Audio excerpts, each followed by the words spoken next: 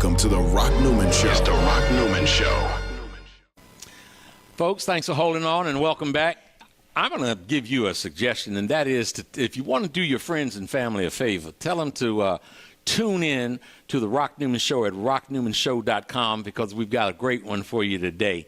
Today is Saturday, January the 11th. It is our first broadcast from the Langston Hughes Room at Busboys and Poets at 14th and V Street, Northwest Washington, D.C. In addition to some great guests and great conversation, there is great food to be had here. So come on down. We're going to be here from 9 to noon. Come on down, feed your spirit, feed your soul, and feed your belly. A whole bunch of good stuff. In the first hour, my guest here is Phaedra Parks from the Real Housewives of Atlanta. In the second hour will be E. Ethelbert Miller, poet, teacher, author. Just an incredible individual that you're going to get to know here today. Much for us to talk about, which will include the death just recently of Amira Baraka. And much that we'll talk about with E. Elbert Miller. And then Dr. Melanie Macklin, the hair and skin specialist, advisor to several movies. We'll talk all things about skin care, health care, and all important elements that you need to be aware of. So we've got a great show for you today. Phaedra Parks. Oh, it's so good to be here. The Southern Belle. Welcome. Thank you for having me. Great to make your acquaintance. Welcome to Washington, D.C. Oh, man, Washington. I didn't know how many beautiful people were here. It's fabulous. We saw your tweet that you were just feeling that all the beautiful ladies here in Washington, D.C. Mm-hmm. So much to talk about in so little time. Let's start here. Mm-hmm. You are an attorney. That is correct. 15 years. And you just recently did some work where you got your mortician's license, or you are working on that? Well, no. I just finished all of my course requirements. I've graduated, but I actually march in May. So I graduated the first, not officially walked, but finished all my requirements in December. Right. And so as someone, let me just share. Mm-hmm. Go on and share. I'm not somebody that watches the program, that watches the show all of the time. But I have a whole lot of friends who do. Mm-hmm. And they've been telling me about your many jobs, the entrepreneur that you have. So the first question is it any Jamaican in your background? You know what? That's what I said. I think I'm a blend of a little Mexican, Jamaican. But this is the thing. I think when opportunity presents itself, you have to be prepared. And I think when those two things collide, there's success. And so right now, I have the opportunity to do a lot of things that I want to do. I have the energy to do it, and I have the drive. And so while I have this energy and drive, I'm going to do it. You know, the basketball coach that was at Howard University when I was a freshman there in 1970, I don't know where this saying came from or who originated it, but he said luck is preparation meeting opportunity. I think you just defined it in another way. That's right. Okay. So now, you went to mortician school. Mm-hmm. Full time. Okay. Why? Why? Yeah. Because I love the dead. I do. You know, that's a rumor. And now you just confirmed it. I do. Tell me about this love for the dead. Well, unfortunately, I had a lot of very devastating experiences with death. That started about 6 years ago. My best friend died, in a home invasion where she was murdered down in New Orleans. And right after that, one of my best friends and next-door neighbors committed suicide. Right after that, my law partner died from an illness that just overtook his body very rapidly. I'm going to keep on interviewing you, but I ain't going to try to be your friend. I know that's right, honey. It didn't come with good luck a few years ago. And so, I just experienced those losses so quickly. And, I just felt like I had never known. I didn't know that grief could be so devastating. And so on all of, my close friends, I helped with the funeral, helped with the programs, worked on the makeup. And through that, it gave me a lot of relief from, how I was feeling, but it gave me a passion for helping others at that very devastating time. And so, in order to be effective, you really have to understand, the journey that someone's on. And, when, my best girlfriend in New Orleans died, I think I cried every single day for probably 9 months. Wow. I was in it was just like chronic grief. And, to be able to share that with someone and help them overcome it and just walk them through it, but if nothing else, just to be able to empathize with them at that time is so important. And so that's what made me start working on funerals and really working on aftercare with people after they've, lost a loved one, and then helping them prepare to give that person that's so important to them the perfect send-off. Mm-hmm. Because I'm really over the top fabulous, and so a fabulous funeral by Phaedra will put your loved one in the right place in heaven, honey. Mm-hmm. Now, let me ask you. You had those losses. Mm-hmm. People who were close to you, so that close, you cared about in your life. Mm-hmm. Here's something that I've experienced in losing those that are close in my life, dealing with morticians and funeral directors. Mm-hmm. And I don't want to sort of stay on this too long, but well, you can touch on it. It's fascinating to hear you describe what inspired you. Mm-hmm. I've been angry when I've seen morticians appeal to people's grief, mm-hmm. appeal to become greedy. Oh, yeah. And to encourage people who they knew mm-hmm. did not have the means to get that bronze casket or that gold colored casket, and on and on and on. I've seen that. And people, that's one of the most vulnerable times in a person's life. So most definitely. Did you see some of that and you want to bring something else to it, or was that one of the factors? Well, that is, but it really isn't, because you can't get blood from a cabbage, and I recognize that. So it's great to get a good policy in, but, I'm also a certified cremation expert as well. Mm-hmm. So in my practice, I will have a crematory, which will give you an affordable experience with Phaedra. Uh-huh. Should you not be able to afford that casket. So should you not be able to afford a fabulous one? Exactly. But, everything I do is going to be fabulous, but I can make it effective for your pocketbook. Uh-huh. But, at the end of the day, I'm not really in it to make money because I'm passionate about it. And I always tell people, when you're passionate about something, the money will come. Yeah, it's a byproduct. If you love what you do, you'll make money at it. That's right.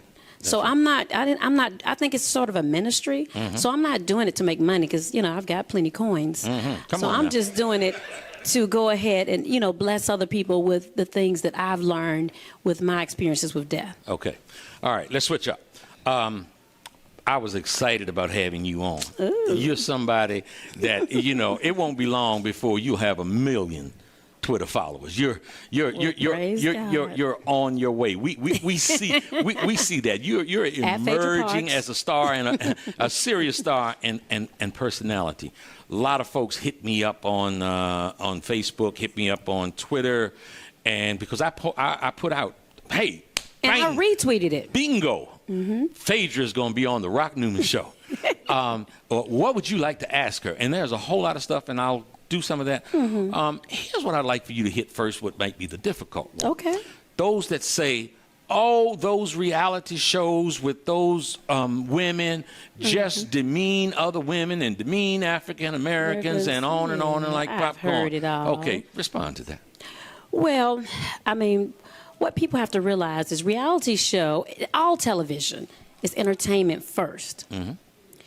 Now, unfortunately, some people watch shows with a primarily African-American cast, and they make the very sweeping assumption that these women embody every person of color in the world. Yeah. They stereotype people because of the color. And how unfair is that? Now, I asked the question, I'll answer it. It's damn unfair. Exactly. Yeah. But here is the thing. That's why it was important for me to be a part of our show, because I was the first college-educated person on my show, as well as the first lawyer on any housewife show. Mm-hmm. So those were two things that I wanted the community to see and note. because we didn't have that on any of our shows. On our show, we didn't have anyone that had a, college degree. Right. But on any of the housewives, we didn't have an attorney and a professional. Now we have one in Miami. But it was important for me to show that. And being from Atlanta, the home of Martin Luther King, Andy Young, and so many wonderful African-American leaders, it was important for me to show people that Atlanta is not all about going to the mall and having a glass of wine. It's really about industrious women, much like myself, who have that entrepreneurial spirit, and we make our own money, and we don't count on men.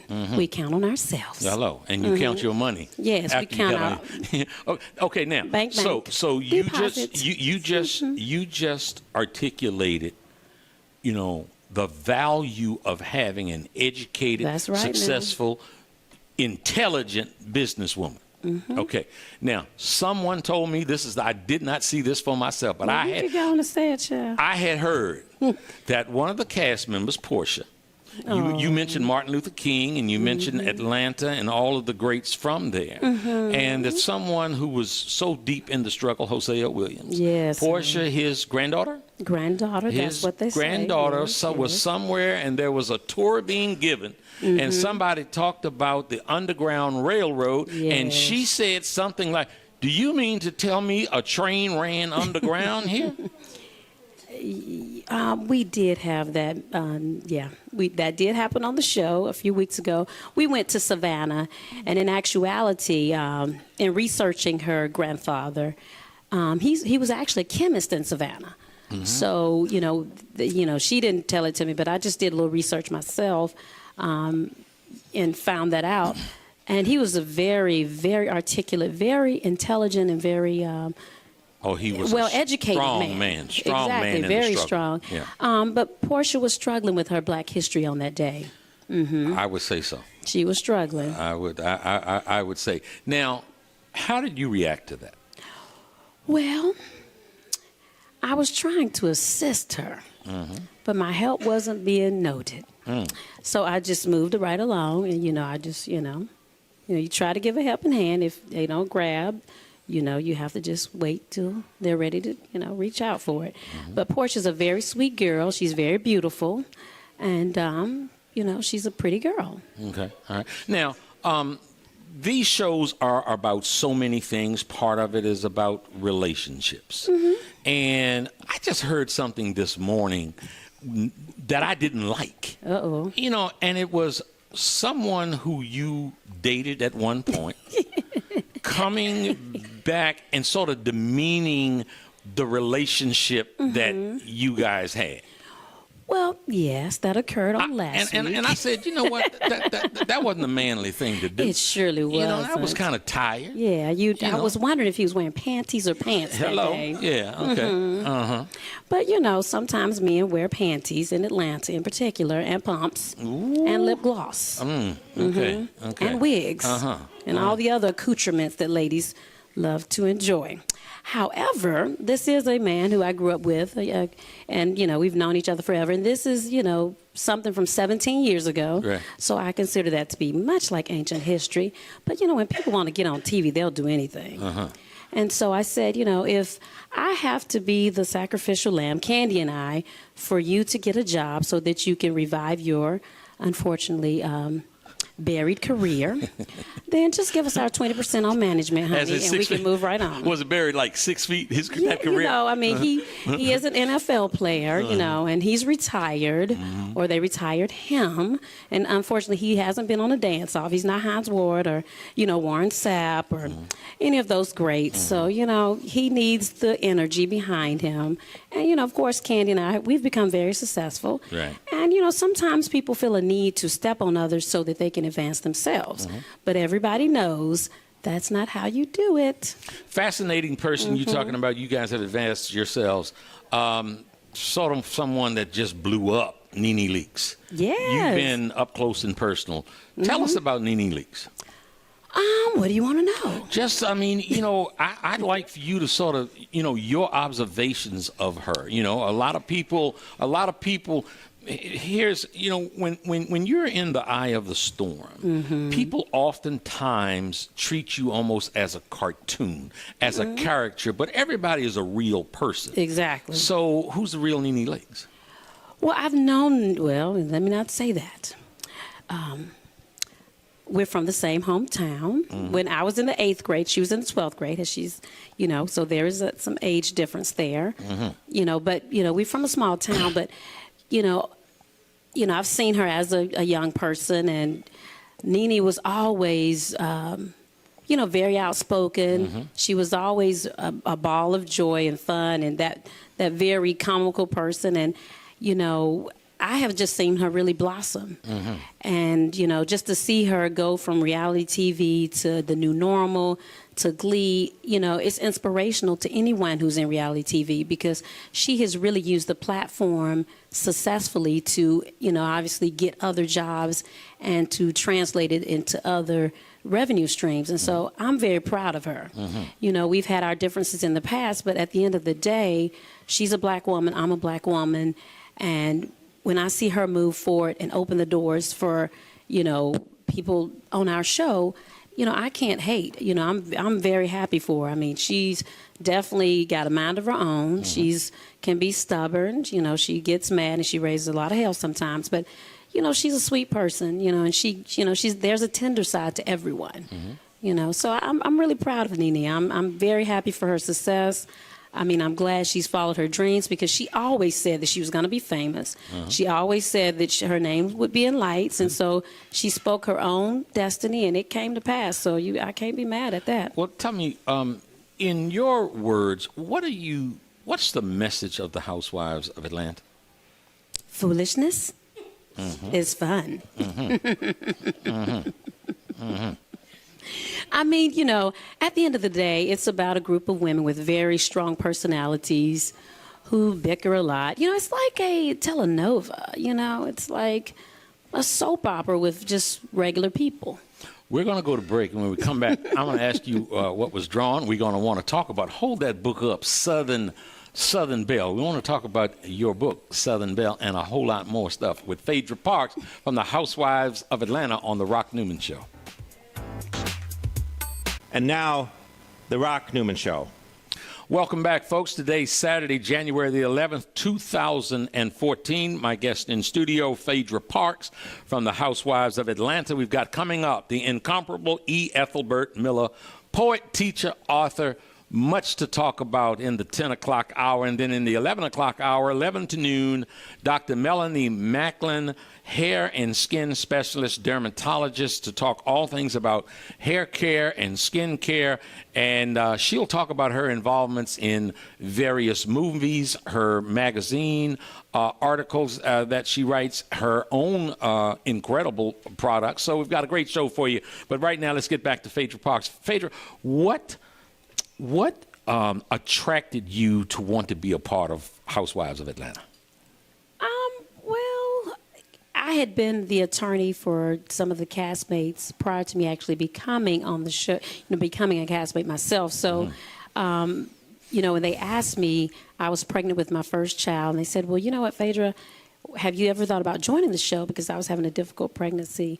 And I said, no, I haven't really, but my reasoning was, and even considering it, is to give a very more accurate impression of Atlanta, because on the show, besides Candy, I really didn't see women who look like what Atlanta really looks like, because Atlanta in particular is one of, outside of DC in particular, we have the highest concentration of women with advanced degrees, women of color. Right. So in Atlanta, you can, our mayor is a young black man, Kasim Reed, very good friend of mine.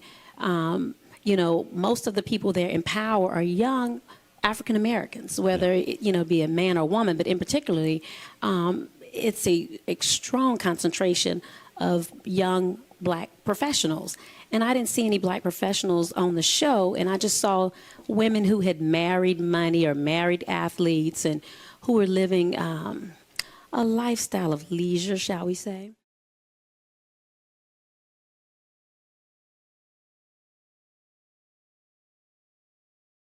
Fortunately, the truth of it is if anyone looks into their family background, most people have someone that has been arrested or been in prison in their family. So for me to say I'm not going to marry someone because they have something in their past, that would really limit my pool as a black woman, to be very honest with you. But outside of that, I mean, you know, I say this all the time. Every saint has a past and every sinner has a future. So I cannot damn someone for a mistake that they made. You know, everyone is going to do something that they regret. When my husband obviously had his misfortune, he was 19 years old. I mean, as a teenager, we often make decisions that we will regret. Unfortunately, his put him in prison. And, you know, I've got, you know, theories about, you know, I don't think he should have went. But at the end of the day, he did. And I can't change that. Right. And, you know, I make no excuses for it. I mean, he went to prison. He did his time. You know, he's out. He hasn't had any issues since. And, I mean, it is what it is. You know, let me help you. Let me help me. Let me help you. Assist. When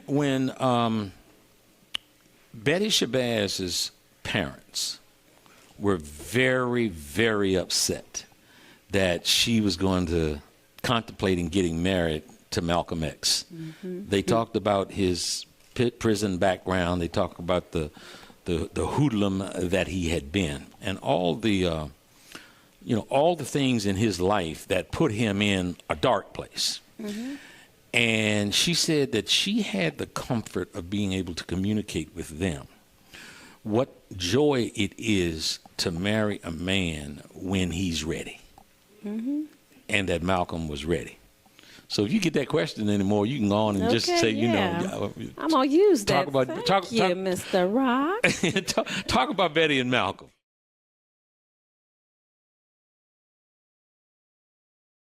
She knows she's smart, she's classy, she's unflappable, she don't ever lose her cool, and she knows how to make money. All right, now she's speaking on it. That's what she said.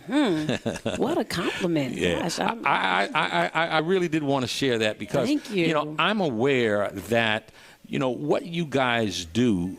Not the easiest thing in the world. It's and you not. open whenever you come into the public eye like that, you open yourself up to all kinds of criticism. And scrutiny. Fair scrutiny, criticism, fair and unfair. Exactly. So I just thought I'd share Wow, that little tidbit because she'd cuss me out if I didn't because I told her I was going to. Well, so that's another reason. Where are you? So you have you graduate, you walk in May. I walk in May. Thank you, Jesus. Yes. Now, tell me about your vision for that business. Well, I want a boutique firm. I'm not trying to do volume. I'm trying to really, like I spoke about earlier, really touch people's lives at a very important moment in their life when they're losing someone.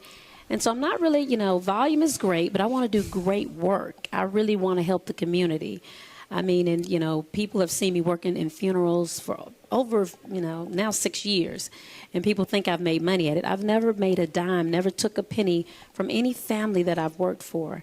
I've probably paid for more funerals than most people that I know because I've often donated funerals to people who have not been able to pay for it or not, able to afford what they have wanted for their loved ones, especially in tragic situations involving children or, police officers and things of that nature. So I have a very philanthropic spirit when it comes to giving back at that time because I just know how important it is for, people to have that closure. So I definitely want, a nice, beautiful place where people walk in and it's warm and it's loving because, a lot of times people say, oh gosh, the funeral home's spooky. Yes. I walked in and they weren't welcoming, or I felt, the mortician had cold hands and all this, you hear all these crazy stereotypes. So when people walk into my establishment, I want them to have a feeling of coming home. I want it to be very welcoming. I want it to be a place of peace, it's definitely some sorrow obviously involved with losing people, but I want it to embody just joy to a certain extent. I want people to know that, it's really not about the money. Of course, I ain't going to do it all for free now. I ain't a fool now. If you don't make dollars, it don't make sense a whole lot of times. Exactly. Right. But I want people to come there knowing that they can trust me with their services. I want to have a crematory and knowing that what I promise you is what I will deliver plus more. So if I say I'm going to give you 80%, I'm going to give you 120 because I'm always going to do more than enough, because I think customer service is a lost art. And right now, anytime you have a loss, that customer service is what makes you go from feeling like, wow, this is the worst situation versus, I can feel at peace with what's going on here. So I want to be that liaison between weird, awkward funeral guy and, home cooked Southern Belle. Sure. Let me tell my production team here that we're going to go straight through. We're going to go straight through to 9:56. We're going to go right up to, because this is a very interesting sister here. Okay. So now I also like pets too. I started cremating and doing full burials for pets, embalming and all.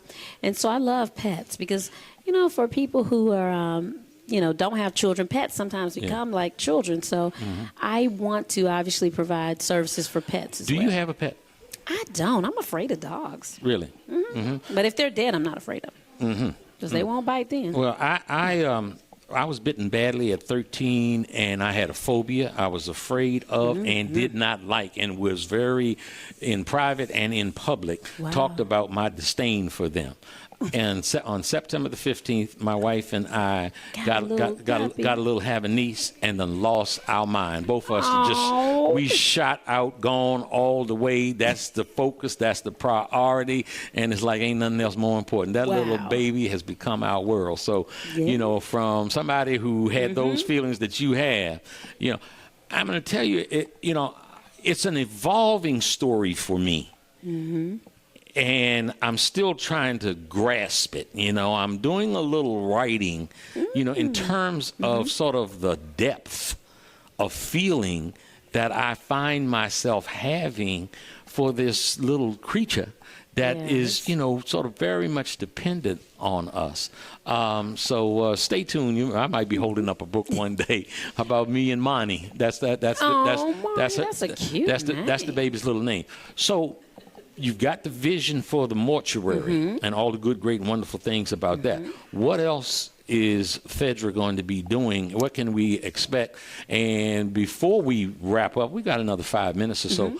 I'm going to want to see if I can get you to maybe tease us a little bit about what we might see, those of us who were going to watch Housewives of Atlanta coming up. But first, tell me about where you said, you've been a lawyer, so obviously you've been an agent of sorts representing people. You said you've done some production. You're now on the show. You're a reality star during the mortuary. What's in the future? Well, right now I'm sort of enjoying not being so busy. I have a 7-month-old baby. And so, I went to school full time, took exams 2 weeks after I delivered my last baby. So I am like really a workaholic. And where did that come from? Mom, dad, grandma, where did that come from? I'm from a family of teachers and pastors. Okay. And my grandmother just really, my grandparents, they were both hard workers on both sides of my family, and they always instilled in us education, because back then, my grandmother died last year, and she was 98. The only opportunity for a black woman would be to be a nurse or a teacher, and she got a nursing degree and her teaching degree. And she would have wanted to have had the opportunity to, like she told me, to be a lawyer. But, law schools were not allowing people of color to enter them, enter into them as a student back then. So, I think I am living her vision. But the biggest thing is that she always instilled in me, people can take whatever they want from you, but no one can ever take your mind and your education. So I always tell people knowledge is power. Because if you don't have anything else, if you don't know how to read, you know how to write, you know how to count some money, you'll never be without a job. But, if you got that drive, right. You can do it. And so I got that from my family. Okay. So, and what's on the horizon? So on the horizon, I'm probably going to do another book. Obviously I'm going to promote this, but when I was pregnant, I shot a prenatal video because my husband and I are into fitness. My husband's quite fit, and he trains, and so we've got 2 workout videos, but we've got a prenatal video. I heard about a workout video that if I don't bring up, some people going to throw some darts at me when I went out here called Dunkin' Booty. Is that what it is, Dunkin' Booty? It's called Fine Body Donkey Booty. Donkey Booty? How'd you come up with that name? Well, because, for years on the show, they had joked about my donkey booty. That's a big, curvy, peachy behind. The onion. Yeah, the onion. Just sit up, bing, bing. But, people had, it's like, how did you get that thing? So my husband and I work out together quite often. And so we decided to do a workout video. We did volume 1, which was focused on the lower body, the donkey booty, the thighs, the calves. And we did a volume 2, which was a total body workout. And 2 days before I delivered my last baby, I did a prenatal workout video for expectant moms. And so that'll be coming out soon. I'm just in the editing I swear to process God, now. I wish these cameras were set up so I could ask you to give us an example of some exercises for that Dunkin' Booty. But we ain't set up for that. So my prenatal workout video will be out probably within the next 30 days. I'm thinking about doing another book. I know that I got another one in me. And I'm just really enjoying just having a little free time. And I'm looking for that perfect location for my funeral home and crematory. And that will be in the Atlanta area? It will be in the outskirts of Atlanta. Or in Atlanta, You mentioned Kasim Reed, the mayor of Atlanta, Yes. a Howard University brother. That's correct. Double HU. Truly been a giant. And he sits on your board as well. Yes, indeed. Yes, indeed. Just won election once again and got Yes. another strong 4 years for Atlanta. Definitely, yep. I was just at his private inaugural ball a couple of nights ago. We have been great friends and have mentored each other through our very, interesting careers. And so he and his family have definitely embraced me over the years. So for the Housewives of Atlanta folks out there who just look all the time, what can they expect on these next coming shows? Well, we are going to be taking another trip abroad, and that'll be very action-packed. Are you able to say where you're going? We're going to Mexico. Okay. And this Sunday, Candy and I will be addressing the man who was on the last episode, who was speaking very ill about us. What else is coming up? But, and there'll come, everyone's wanting to see some fight scenes. Every show has some sort of disagreement or fight, but there'll be some interesting, heated arguments coming up very soon. Is there anything else that's going to address what I had heard once again about these texts that went back and Lord, forth? we're done with that. There's some source of consternation about that. So you're totally done with that? Well, honey, that's done and over? like I said on the show, honey, I put in the fireplaces up in flames because that really happened in 2012. So now it's 2014. So you're moving on. Yeah, and I have a storyline. Others don't, so they have to keep dwelling on things that happened 2 years ago. But, we got to get current sometimes. Well, thank you so very much for being current and coming to see us at the Rock Newman Show. Thank you for having me. God it was bless a you, pleasure. and much success to you for all that you do. Thank you. Folks, stay tuned. We've got coming up in the next hour, E. Ethelbert Miller, and in the 11 o'clock hour, Dr. Melanie Macklin. I want to thank once again Phaedra Parks from the Real Housewives of Atlanta. We'll be back in just a few moments. Stay tuned.